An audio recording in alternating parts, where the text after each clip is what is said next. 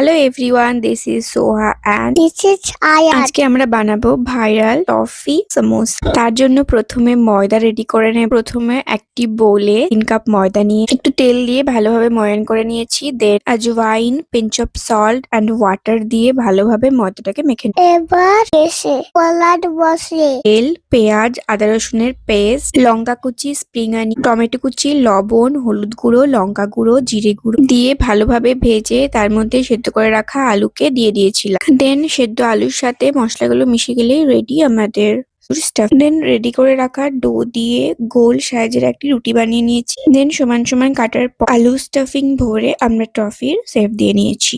দেন গ্যাসে কড়াই বসিয়ে অনেকখানি তেল টফিগুলোকে এক এক করে ভেজে নিয়েছি। তারপর রেডি আমাদের টফি সামোসা। আমি এবার খাবো। আমার খেতে খুব ভালো লেগেছে। তোমরা খাবে? তাহলে বানিয়ে নাও। কালকে কি বানাবা? কালকে তোমার ফেভারিট রেসিপি বানাবো। ইয়ে! আমি বন্ধুটাকে দিব। Tata bye. আজকের মতো এইটুকুই, দেখা হবে অন্য কোনো নতুন রেসিপি নিয়ে।